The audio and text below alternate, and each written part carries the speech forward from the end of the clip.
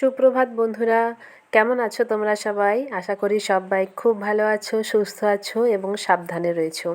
আর আমরাও কিন্তু বেশ ভালো রয়েছি।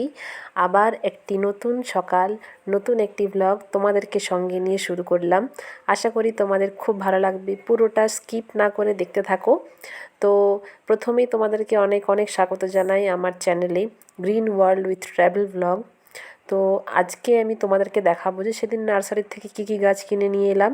আগের দিনই বললাম যে পরের দিন শেয়ার করব তোমাদের সাথে, তো চলো আগে সেটাই তোমাদেরকে দেখাচ্ছি এক এক করে। তো প্রথমেই দেখালাম, দেখো এখানে সব রেখেছি ক্যাপসিকাম আর স্নেক প্ল্যান্ট। মূলত আজকে এই দুটো গাছই আমি প্রতিস্থাপন করব, কিন্তু নিয়ে এসেছি অনেক গাছ, দেখতেই পাচ্ছ তোমরা। এর প্রত্যেকটা এক এক দিন তোমাদেরকে একটা কি দুটো করে করে প্রতিস্থাপন করব আর তোমাদের সাথে শেয়ার করব সেটারই সমস্ত কিছু ডিটেলস। তো আজকে চলো যেটা দেখাবো সেটা হচ্ছে এই একটা মাটির টবে ক্যাপসিকামটা করব, আর একটা এমনি আমার যে ইনডোর যে টবগুলো আছে, একটু ডিজাইনার টব, সেটাতে করব স্নেক প্ল্যান্টটা। যেহেতু স্নেক প্ল্যান্ট হচ্ছে ইনডোর প্ল্যান্ট, তো সেই জন্যই ইনডোর প্ল্যান্টও আউটডোর প্ল্যান্টও স্নেক প্ল্যান্টকে আমি যেখানে খুশি রাখতে পারি, সেটা কোনো প্রবলেম নেই। স্নেক প্ল্যান্ট খুব মানে খুব সুন্দরভাবেই, মানে অযত্নেই বলতে পারো রয়ে যায়। ওটার জন্য বিশেষ কিছু যত্নের প্রয়োজন হয় না। তো গাছ প্রতিস্থাপন করার আগেই আমাদেরকে আগে টবটা রেডি করতে হবে। টবের ড্রেনেজ সিস্টেমটা আগে আমাদেরকে ভালো করে রেডি করতে হবে, কারণ ড্রেনেজ সিস্টেম যদি ঠিকঠাক না থাকে তাহলে কিন্তু জল যখন আমি দেব, ওই জল জমে যেতে পারে। আর জল জমে গেলেই কিন্তু শিকড়টা একদম পচে যাবে, আর গাছটিও কিন্তু মারা যাবে। তো সেই জন্য ড্রেনেজ সিস্টেম আগে ভালো করে, খুব ভালো করে চেক করে নেওয়া দরকার। আর এখন দেখো আমি এই গ্রো ব্যাগটার থেকে ক্যাপসিকাম গাছটাকে সুন্দর মাটি সমেত ভালো করে ছাড়িয়ে নিয়ে আসবো। আর এই গ্রো ব্যাগটি কিন্তু একদম কেটে ফেলতে হবে, কারণ ওইটি যদি মায়া করি আমি যে আমি গ্রো ব্যাগটি আরও পরে অন্য কিছু কাজে লাগাবো, তাহলে কিন্তু গাছটার থেকে যে মাটিটা যদি খসে যায়, তাহলে কিন্তু গাছটাকে মানে না বাঁচানো যেতেও পারে আর কি। তো সেই জন্য গ্রো ব্যাগটি আমাকে ভালো করে কাঁচি হোক বা ব্লেড হোক দিয়ে, আমাকে যা হোক দিয়ে কেটে ছিঁড়ে ভালো করে ওটার থেকে মাটি সমেত আমাকে গাছটি নিয়ে আসতে হবে। এইটা একটু ছোট্টখাটো একটা টিপস ভালো করে দেখে নিতে হবে আর কি। যারা নতুন গাছ প্রেমী বা নতুন যারা বাগান করছো, তারা এই টুকটাক জিনিসগুলো যদি একটু খেয়াল করো, তাহলে মোটামুটি দেখবে খুব সুন্দরভাবেই তোমরা একটা সুন্দর বাগান তৈরি করতে পারবে। যদিও হয়তো অনেকেরই জানা, আমার এই কথাগুলো হয়তো অনেকের ভালো নাও লাগতে পারে, তবুও যেটুকু আমার মানে আমি যেটুকু জানি আমি সেটুকুই বলার চেষ্টা করছি। আশা করব অনেকের ভালো লাগবে, অনেকের উপকারে লাগবে আর কি। তো প্রথমেই ড্রেনেজ সিস্টেমের জন্য যে ছিদ্রটা ছিল সেটা দিয়ে কলমকুচি দিয়ে ভালো করে ওটাকে বন্ধ করে দিতে হবে মুখটা। তো আমার হাতের কাছে এখন কলমকুচি ছিল না বলে আমি একটা বড় সাইজের পাথর দিয়ে দিলাম। তো সেটাতে মোটামুটি ভালোই হয়ে যাবে। তো সেই জন্য ওটা ওইভাবে আগে মুখটা বন্ধ করে দিলাম। তারপর দেখো আমি ভালো করে ওই যে মাটিটা আমি প্রস্তুত করেছিলাম টবের মাটি, সেটা ইউজ করেছি আর ভালো করে গাছটিকে বসিয়ে দিয়েছি। আর ভালো করে যখন গাছটাকে বসাবো, একটু চেপে চেপে হাত দিয়ে বসাতে হবে, যাতে মাটিটা একটু চাপা থাকে শিকড়টার সাথে, কাণ্ডটার সাথে। তো তাহলে জিনিসটা ভালো হবে, একদম মাটিটা ওটার সাথে লেগে থাকবে আর কি।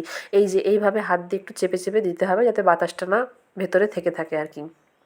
তো চলো, এটা আমার প্রতিস্থাপন হয়ে গেছে। এরপর আরেকটা কথা হচ্ছে, যখন প্রতিস্থাপন হয়ে যাবে সেই টাইমটাতে একদম ভরপুর জল দিতে হবে। ওই সময়টাতে মায়া করলে চলবে না যে একটু কম জল দিয়ে দেবো, কিপটেমি চলবে না সেই সময়তে সেই দিনে ভরপুর জল দিতে হবে। বাকি দিনগুলো আমাকে মাটি চেক করে জল দিতে হবে, যে মাটির গোড়া শুকনো থাকলে তবেই জল দেবো। বেশি অতিরিক্ত জলও চলবে না আর কম জলও চলবে না। দেখতে পাচ্ছ একদম টব ভর্তি করে জল দিয়ে দিচ্ছি।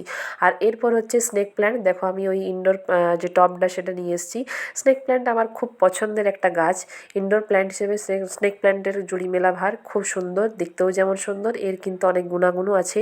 স্নেক প্ল্যান্টের যে গুণাগুণ সেটা নিয়ে আমি অন্যদিন তোমাদের সাথে ডিটেলসে আলোচনা করব। একদিন প্রত্যেকটা গাছ নিয়ে একদিন করে আলোচনা করব, যে প্রত্যেকটা গাছের কী কী গুণাগুণ রয়েছে, কী কী আমরা ওটার থেকে ফল পেতে পারি। তো এটাও সুন্দরভাবে দেখো গ্রো ব্যাগ থেকে ছাড়িয়ে নিলাম কেটে। আর আরেকটা কথা, স্নেক প্ল্যান্টের আমার কাছে দু রকমের আছে, একটা হচ্ছে গোল টাইপের একটা আছে, আর এটা হচ্ছে লম্বা স্টিক টাইপের। তো সব কিছুই তোমাদের সাথে এক এক দিন করে নানান রকমভাবে শেয়ার করব। দেখতে থাকো আমার ভিডিও প্রত্যেক দিন। আর অবশ্যই কিন্তু চ্যানেলটিকে সাবস্ক্রাইব করে রেখো, তাহলে আমি সুন্দর সুন্দর ভিডিও যখনই দেবো সাথে সাথে তোমাদের কাছে সেটি পৌঁছে যাবে আর তোমরা সেটি দেখতে পাবে। আর কিন্তু কিন্তু শুধু দেখলে চলবে না, অবশ্যই যদি তোমাদের ভালো লেগে থাকে তবেই কিন্তু একটি ছোট্ট করে লাইক দিও। আর অবশ্যই কমেন্ট করে জানিও কেমন লাগলো, তোমরা আমার ভিডিও কেমন পছন্দ করছো না করছো সব কিছু কিন্তু কমেন্টে জানিও, তাহলে আমারও ভালো লাগবে আর আমি তোমাদের সাথে তোমাদের সামনে সুন্দর সুন্দর ভিডিও আনতে পারবো। তো দেখো স্নেক প্ল্যান্টও আমার মোটামুটি রেডি হয়ে গেছে। এরপর এটাকেও ভরপুর জল দিয়ে দিতে হবে প্রথম দিন। আর প্রথম দিন একটু চেষ্টা করতে হবে একটু ছাওয়াতে রাখার, মানে রোদেই, কিন্তু একদম ডাইরেক্ট সানলাইট নয়, সেটা গাছের পক্ষে খুব ভালো। তারপর কয়েক ঘন্টা পেরোনোর পর, মানে পরের দিন আমি রোদে দিতেই পারি, অসুবিধা নেই, কিন্তু সেই দিনটা একটু শেডের তলায় রাখাটাই বেটার আর কি।